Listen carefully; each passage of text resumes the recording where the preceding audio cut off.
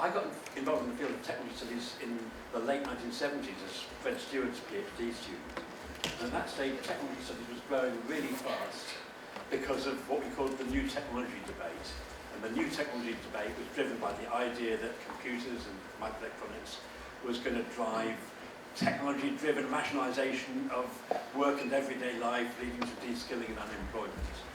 So themes that we still think we're engaging in today every day are big data. So it was growing very fast, and a load of people were converging in the field. And then one collection came and provided the first systemic account of the relationship between technology and society. And that is the Addie's collection that Donald MacKenzie and Judy Wajcman put together, the social shaping of technology. And we thought that the 40th anniversary was a time to take stock of that contribution. In fact, many of you have been at the two-day workshop we just had of the UK Association for Studies of Innovation, Science and Technology, which is we're trying to build a professional association for people in our field. And that workshop had the theme of reflection. It had the theme of reflection because we wanted to look back, but also to take stock of what had been achieved and what the impact of those ideas were, and also to look forward at what lessons could be drawn as we try to understand the relationship between technology and society, science and innovation in society more generally. And so we thought we would organise this gala to celebrate the book and this contribution, and that is the first act in a two-day annual retreat we have where we try to bring the family of scholars, Edinburgh scholars, together. So I'm very glad you're here. Everyone. My name is Addie McGowan. I'm a postdoctoral research fellow here in sociology and the Edinburgh Futures Institute. And thanks for being here. It's a privilege to moderate today's discussion. Today we celebrate the 40th anniversary of the social shaping of technology, the canonical edited collection compiled by Donald and Judy and published by the Open University Press. Professors Judy Wajcman and Donald MacKenzie need no introductions, especially to this room and at this event today. But on occasion like today, it invites a few celebratory highlights, if you'll indulge me. Judy is renowned for her groundbreaking scholarship that invited our field to take gender seriously when exploring the sociology of technology, work, temporality, and organizations.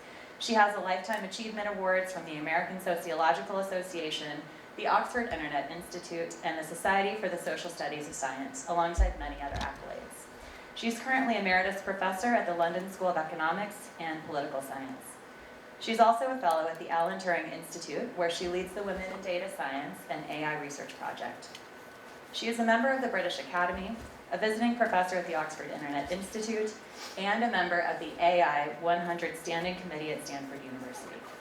For the upcoming academic year, she will be a fellow at the Princeton Institute for Advanced Study. Her work has been translated into a dozen languages. Donald's work has also been crucial to the field of STS and sociology.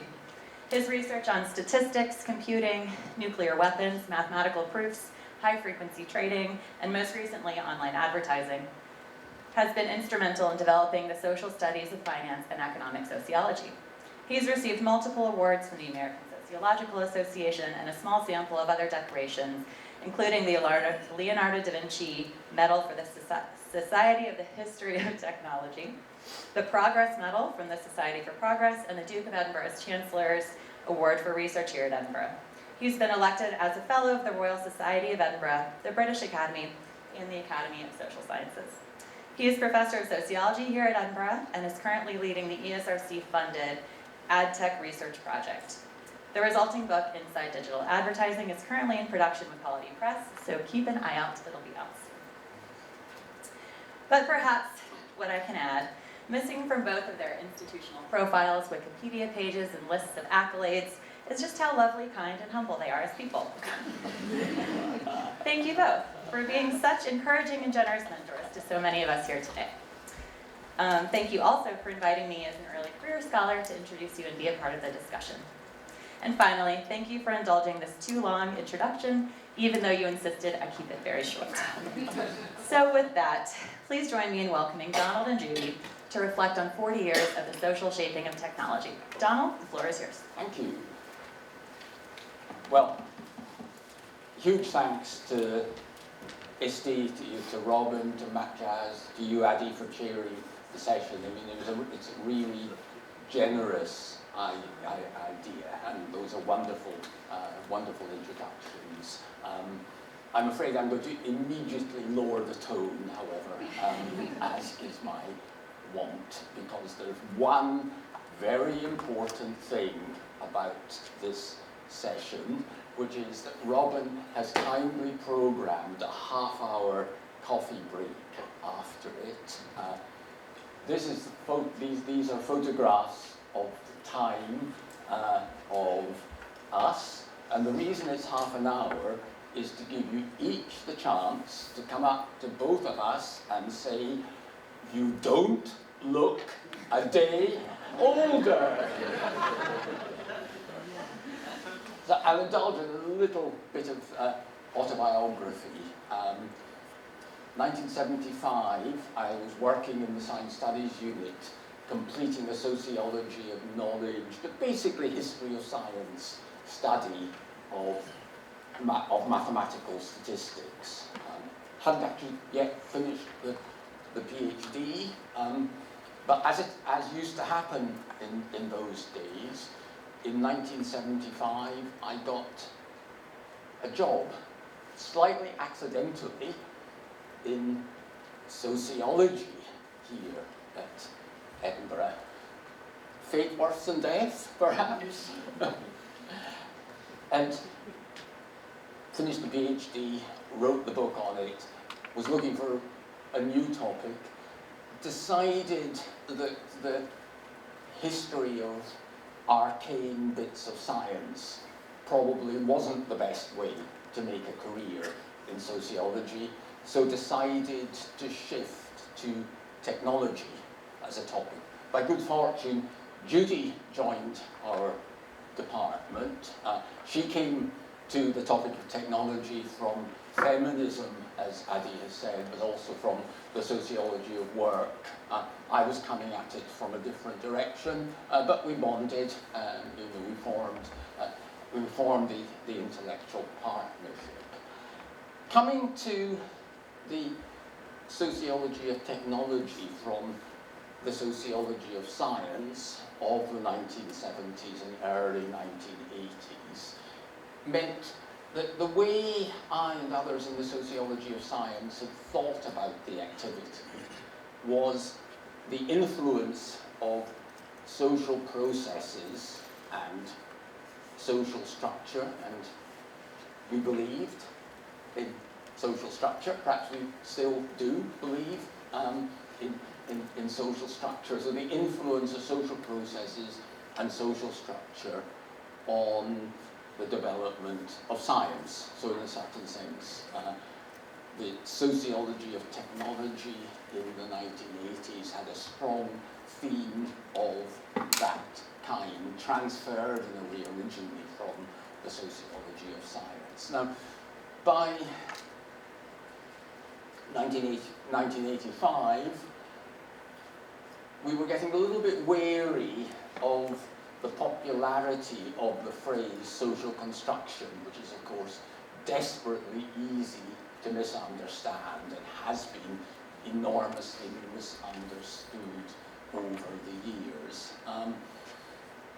So the title became, as you will have seen, social shaping rather than social construction, less deterministic, so to speak, but also emphasizes the fact that something is being shaped. There's something real there. It's not all, as it were, a kind of convenient fiction. Another thing that was going on in the 1980s was, of course, the emergence of actor network theory, the work of Bruno Latour, Michel Canon, and many others. Bruno, in particular, has been an enormously important person for me over the years, and he was a friend as well as a colleague. I miss the guy. I miss the guy dreadfully. There was a certain sense in which he made my life easier, because I think it was Bruno above all who alerted the wider social sciences and the wider humanities to the significance of science and technology studies. So he made it a lot easier to be a sociologist of science and technology in a sociology department. But of course, what he also did was to cast doubt on the formulation that's the title of Judy and my book, The Social Shaping of Technology, because that sort of implicitly posits that the social is somehow separate from the technological, and of course that is the very idea that is criticised at the very core of Latour's work. Technology is society made durable is perhaps the best known slogan. And in this audience, I don't need to unpack the argument. And there's therefore a case for conceptualizing things somewhat differently. This is the formulation by the actor network theorist John Law and Anna Marie Moll of material politics. And that actually has therefore got some intellectual advantages, theoretical advantages, compared to the notion of the social shaping of technology. And that's, people here who are local will have heard me talk about material politics or material political economy, and it's that article in particular that made me realize that this was a nice formulation. But just pause for a moment to think what is being said here. It focuses our attention on exactly the kind of phenomena that the case studies in both volumes of our book focus on. So the intellectual framing, so to speak, is different, but the core heuristic, this is what it's worth looking at, remains the same. And there's even a little loop, which I will end on. And in a sense, the point of saying this is that, of course, we are today and in the rest of your event looking forward, but I want to look back for a second, because, of course, Judy and I were not the first people to study the social shaping of technology. Not at all. The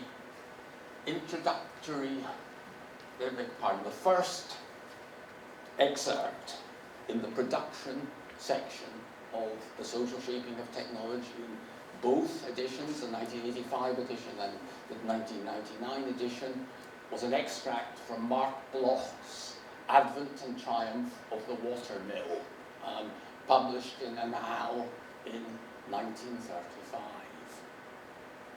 And those here who've heard me talk multiple times on material politics know that I use Bloch's contrast between the watermill and the handmill, and the preference of feudal lords for the centralized watermill, because it made it easier to exact their dues from the peasantry, and the peasants, therefore, a preference for the handmill. It's a wonderful study in the social shaping of technology, also a wonderful study in material politics. I didn't know this about Bloch at the time that he went into the book, because that 1985 you couldn't Google him. But his story is perhaps worth ending on. He was Jewish. He lived in France. He could have left France because he was already intellectually prominent when the invasion happened, but he stayed. He joined the resistance. June, which we're in, is a lovely month, and in an evening on June, 81 years ago, Bloch, who had been picked up by the Gestapo in Lyon, was taken to a field outside of Saint-Didier-de-Formont, a little village in the French countryside, and on that June evening, shot dead. So, if we ever do a third edition of The Social Shaping of Technology, which I suspect we won't, Mark Bloch will still lead off the section on the sociology of production. Thank you.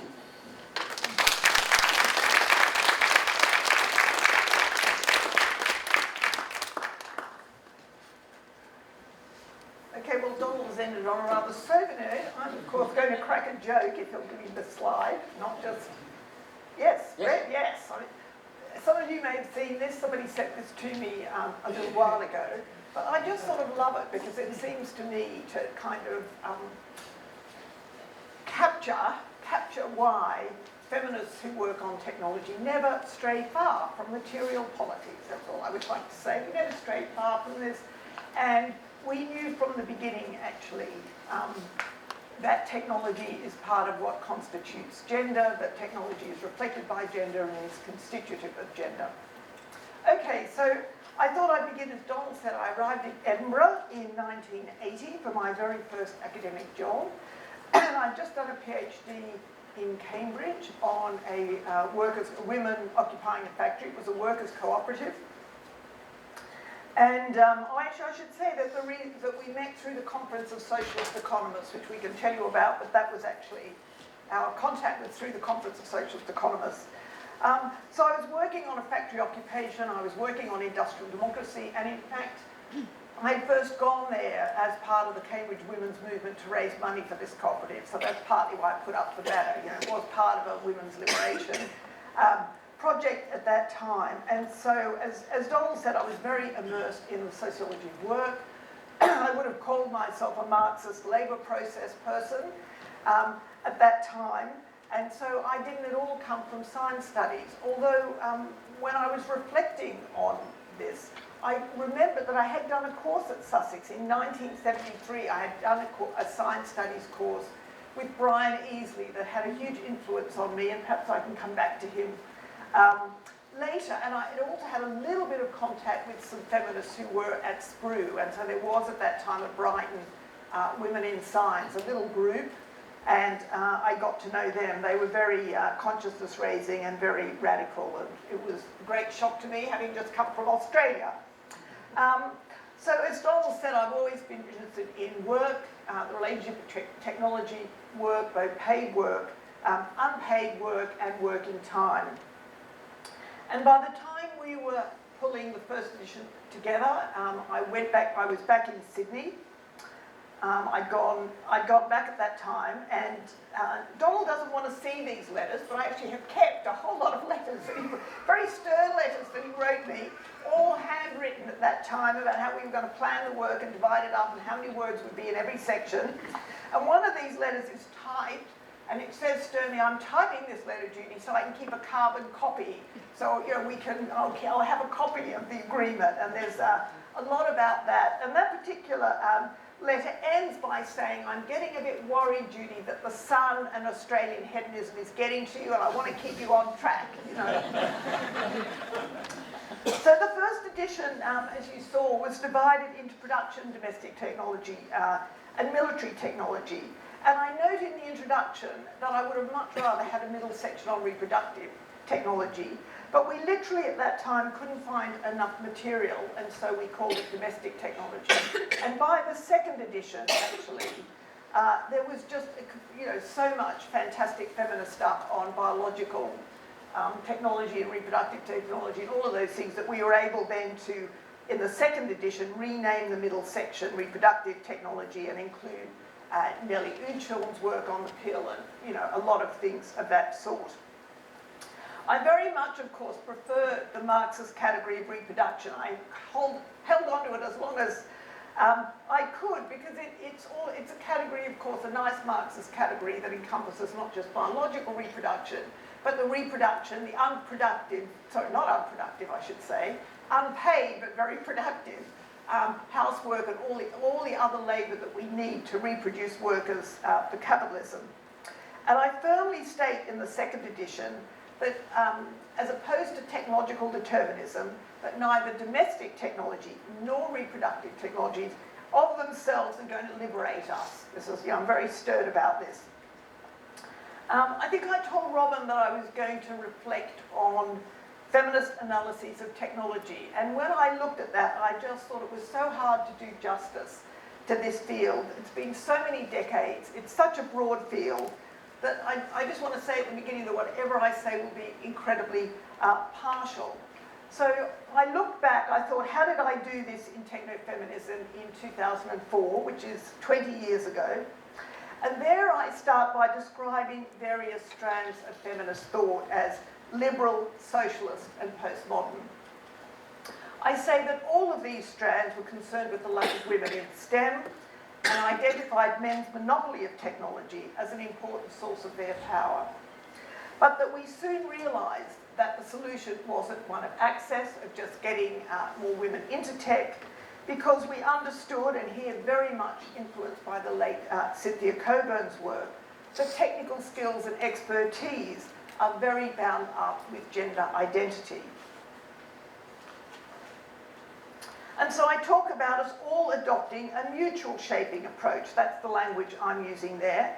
This is a quote from me, in which gender relations can be thought of as materialised in technology, and masculinity and femininity in turn acquire their meaning and character through their enrolment and embeddedness in working machines. To periodise very, very crudely, I'd say that by the 1980s, feminists were exploring the gendered character of technology itself. In Sandra Harding's words, feminist criticisms of science had evolved from asking the woman question in science to asking the more radical science question in feminism. Or to quote Donna Haraway, this is all at this period, this is all in the 80s, the question became how Western science, a male, colonial, racist knowledge project, can possibly be used for emancipatory ends. And what feminists of technology at that time were trying to do was to do a job. I mean, I remember absolutely explicitly thinking that people like Sandra Harding and Evelyn Fox Keller, that there was fantastic work, feminist work on science, on the sociology of science, and that I would just do a little job on technology, parallel job. So we had that model and we were applying it to technology. And in an overview article that I then write in the Social Studies of Science in 2000, which I read on the train up, and actually every article in it I thought was terrific, actually. I have to say it was lovely to reread it. I say there that feminist approaches have had a very big influence on mainstream STS, and that there's been a real proliferation of research, of feminist research on technology as a culture. But I also say that I'm unhappy about the marginalisation of gender in both Scott and Ant approaches, because this is the time, so I've got a little section on Scott, a little section on Ant, and I say, to quote, despite the emphasis on the way innovations are socially shaped, it has been largely incumbent on feminists to demonstrate that this social is also a matter of gender relations. And I recall from the very beginning that there was a feminist critique of actor network theory for its focus on ethnographic studies of sites where technological innovation was taking place. We talked about problems with the concept of power being deployed, the conventional notion of what technology is, and how by studying the social groups or networks that influence the direction of technological design, the exclusion of some groups was overlooked, i.e. that women's absence was a key source of gender power relations, and that this was overlooked. And just to quote Susan Lee Starr, again at that time, she said, agents are most commonly male heroes, big projects and important organisations, in which she described as a managerial or entrepreneurial model of actor network. So that was the sort of tenor of the feminist critique at the time. And of course, it's a time where when people do introduce gender, they think about gender in terms of women and women's difference, because it's a period where men's studies as a field hasn't really developed. I remember in the early days myself riffing off Bruno Latour's book, Arabus, or The Love of Technology, and I'm sure many of you here will have read that and remember the great story where there's a male professor walking around with an engineering student, and they're investigating an innovative transport system combining a subway and a car, and how it miserably fails. You know, they sort of track this whole project. The technology is never developed. It's a study of a failed technology, and it's a lovely book. I absolutely adored it. But what's absent is any consciousness that all the voices we hear are male, and that when Bruno talks about the love of technology, he never kind of acknowledges it, that this might be a particularly masculine feature of engineering culture. And again, when I was thinking about this talk, I sort of noted that very much around the same time, within 3 years actually, Cynthia Coburn and Susan Ormerod bring out their book on the microwave oven. And there they trace the trajectory, the journey of the microwave, which was quite an original thing to do then, to track the entire journey of a technology, from its conception right through to its consumption and use. And they talk about how at different points in this journey, gender and technology are mutually shaped. And I always love this study because they literally talk about how this technology starts off as a male brown technology and ends up in the kitchen as a white feminine technology. So it's a beautiful tracing of technology and gender in process at different stages. Okay, briefly, 2 last points about this particular period. In techno-feminism, I'm stressing that socio-technical systems are both symbolic and material, and this is very influenced by Donna Haraway's concept of socio-materiality. This is something that we're all, really thinking about, all trying to reconceptualize these relationships in terms of that, material semiotics, etc. And also that the concept of gender itself during this period has become much more a performative notion of gender a la Judith Butler. So they're the 2 things that are going on at that period of time. I just wanted to spend my last few minutes, if I may, answering a question that I'm often asked now, which is whether what second wave, if I could put it like that, feminism, what this early work on gender and technology has to say about the current period, whether it has anything to say about the current age of AI. And while there are, of course, huge differences, I think there's a lot of continuity. In recent years, feminist STS has been enriched by its engagement with intersectional feminist analysis, critical race theory, and post-colonial theory. And the big topic now is, of course, AI and data science. And a recent book I'd like to mention that a lot of people use is a book called Data Feminism by Catherine D'Ignazio and Lauren Klein, who are not particularly people who come out of our stable. I think one of them is an American geographer. And they, in their book Data Feminism, talk about the glaring gender data gap and talk about how the data that feeds algorithms is biased. And I was very pleased when I looked at that book because you can really see the influence of STS in that book. They talk about the politics of scientific knowledge production. They highlight the power of classification systems, actually quote Lee Starr and Jeff Bowker, and they show how standard practices in data science serve to reinforce existing inequalities. And they do this beautifully. It's a fabulous book if people haven't looked at it yet. And while I'd say that it was rather a lonely endeavour in the early years, studying science and technology studies from a feminist perspective, and one of the colleagues, Sonia Liff, is here, who accompanied me in these very early years. What's been a great pleasure to me in the last decades has been to see how many feminist scholars have really been at the forefront of critiques of AI and machine learning. And I'm thinking here of everyone from Cathy O'Neill and Kate Crawford to Sophia Noble, Alondra Nelson, Ruth Benjamin, that, you know, it's so transformed from the early years of the 80s in terms of who's doing this writing and who's thinking these things through. And so if I was redoing, which I know, if we were redoing, which we won't, the social shaping book, I'd still include Ruth Schwartz-Cohen's fabulous essay. I'd include Cynthia, but there'd be this fantastic new work to include. But I'd like to say that why I would include the old essays is because I think a lot of the insights from the early work is still relevant.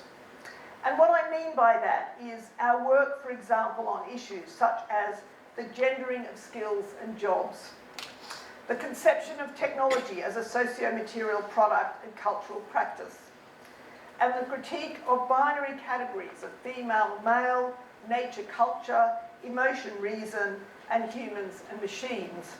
And finally, the work on the connection between paid work and unpaid work, and an analysis of the gender-power relations of technology.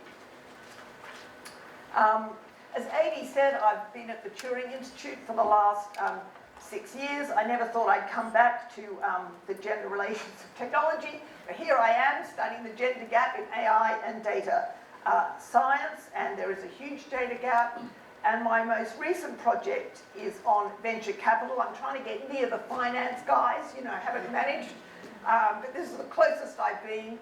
And when I took a quick look at venture capital, I found that 93% of all startup funds raised in Europe went to all male founding teams. And according to the latest statistics of inventors in Europe based on patent applications, and I know there's problems with patent applications, but it's one measure, only 9% of inventors are women. So I think we've still got a job to do. I used to end my talks, and I still do, saying that, this is a quote from very early on, drawing more women into design, the configuration of artefacts is not only an equal opportunity issue, but also crucially about how the world we live in is shaped and for whom. So I'd just like to end as well by saying thank you for coming. It's wonderful to have this occasion, and it's an occasion as well to celebrate the STS community that's just given me such collegiality and intellectual stimulation over the last 40 years. Thank you.